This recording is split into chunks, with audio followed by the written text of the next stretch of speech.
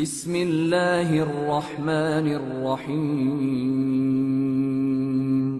شروع اللہ کا نام لے کر جو بڑا مہربان نہایت رحم والا ہے۔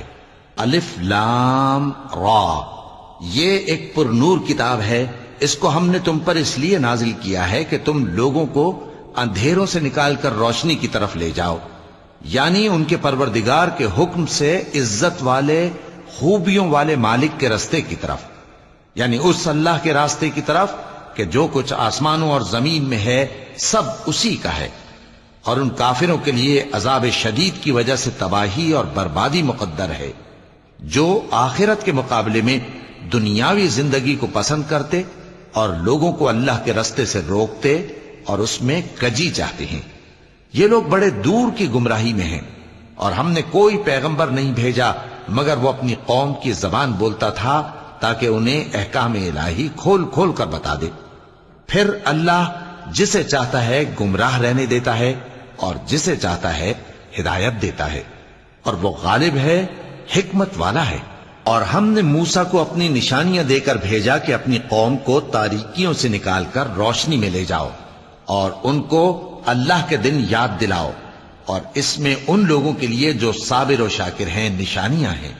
اور جب موسیٰ نے اپنی قوم سے کہا کہ اللہ نے جو تم پر مہربانیاں کی ہیں ان کو یاد کرو، جبکہ اس نے تم کو فرعون کی قوم سے رہائی بخشی، وہ لوگ تمہیں برے برے عذاب دیتے تھے اور تمہارے بیٹوں کو مار ڈالتے تھے اور تمہاری لڑکیوں کو زندہ رہنے دیتے تھے، اور اس میں تمہارے پروردگار کی طرف سے بڑی آزمائش تھی۔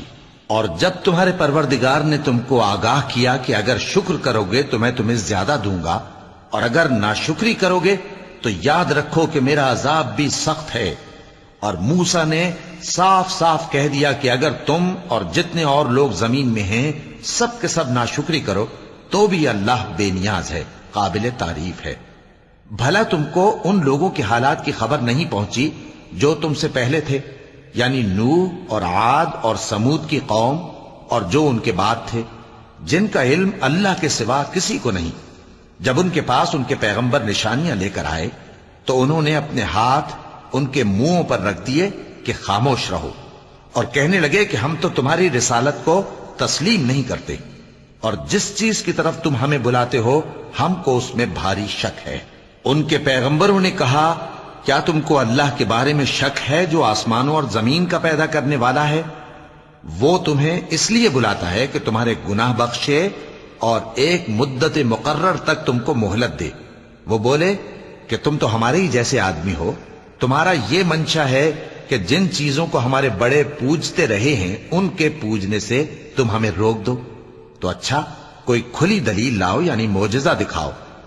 پیغمبروں نے ان سے کہا کہ ہاں ہم تمہارے ہی جیسے آدمی ہیں، لیکن اللہ اپنے بندوں میں سے جس پر چاہتا ہے نبوت کا احسان کرتا ہے، اور ہمارے اختیار کی بات نہیں کہ ہم اللہ کے حکم کے بغیر تم کو تمہاری فرمائش کے مطابق معجزہ دکھائیں، اور اللہ ہی پر مومنوں کو تو بھروسہ رکھنا چاہیے۔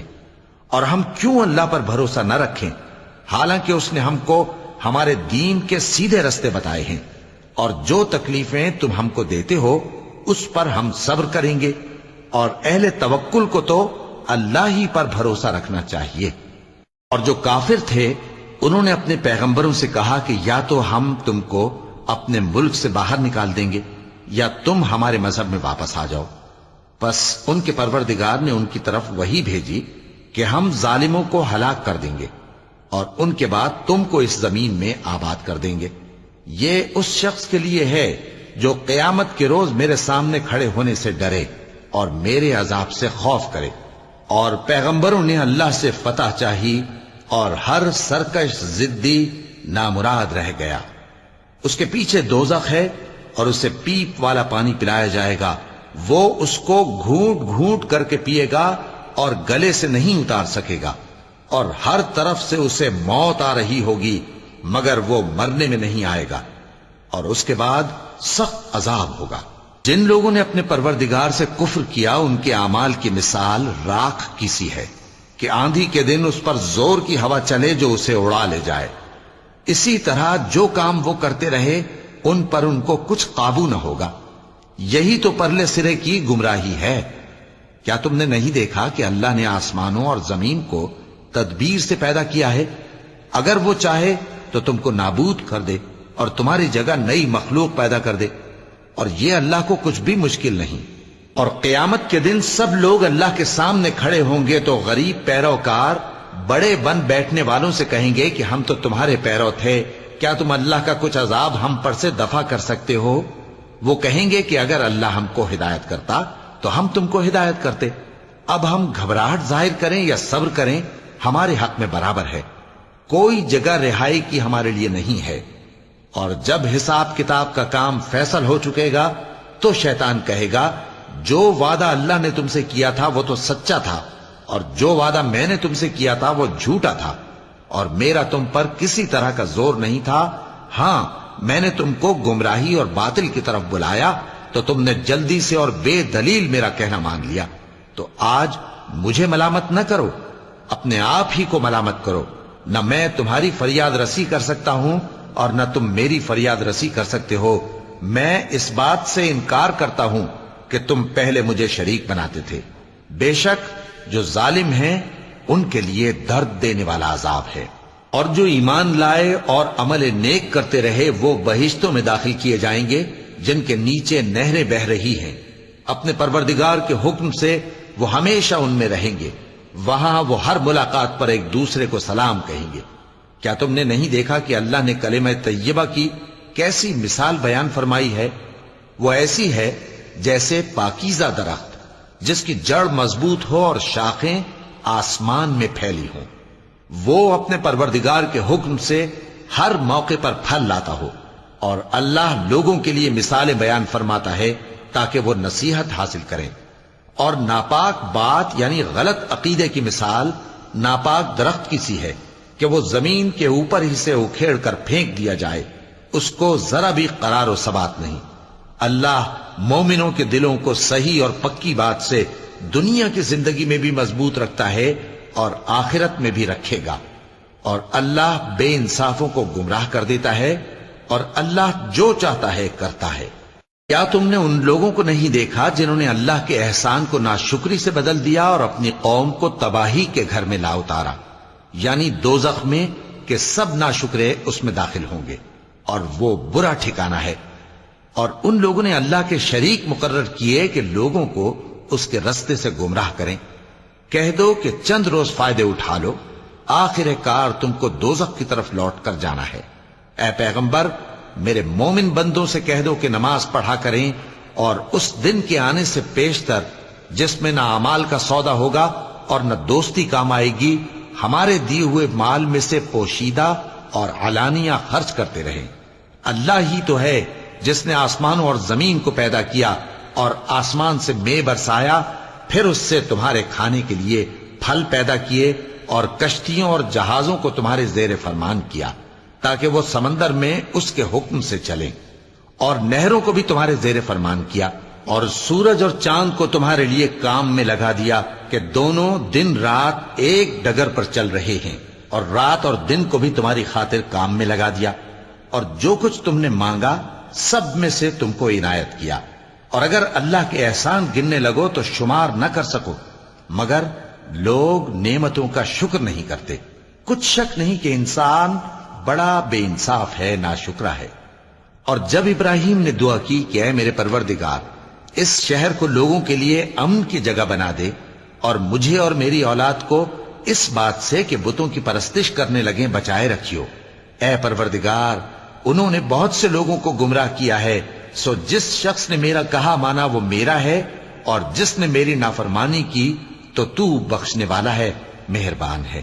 اے پروردگار، میں نے اپنی اولاد ایک وادی میں جہاں کھیتی نہیں، تیرے عزت و ادب والے گھر کے پاس لا بسائی ہے۔ اے پروردگار، تاکہ یہ نماز پڑھیں، سو تو لوگوں کے دلوں کو ایسا کر دے کہ ان کی طرف جھکے رہیں، اور ان کو میووں سے روزی دیتے رہنا تاکہ تیرا شکر کریں۔ اے پروردگار، جو بات ہم چھپاتے اور جو ظاہر کرتے ہیں تو سب جانتا ہے، اور اللہ سے کوئی چیز مخفی نہیں، نہ زمین میں نہ آسمان میں۔